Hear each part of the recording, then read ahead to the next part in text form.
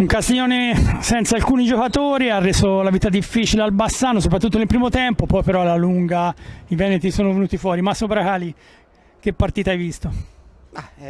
Siamo stati in partita per una buona parte del match e poi siamo caduti un po' nei soliti errori.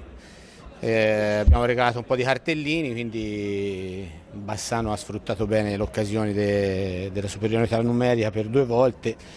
Dobbiamo stare più attenti, dobbiamo essere più bravi a gestire queste situazioni perché è diventata un po' una cosa ricorrente, diciamo.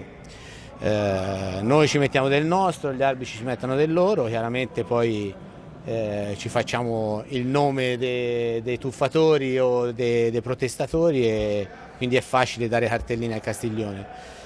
Quindi, a volte secondo me sbagliando, però devo dire che ai miei ragazzi ho già detto nello spogliatoio che devono migliorare sotto questo aspetto. Prossimo match, derby a Grosseto.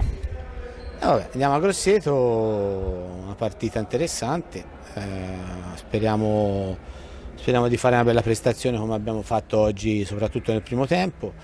Chiaramente andiamo a giocare contro una squadra, diciamo, in forma, rivelazione del campionato forse, perché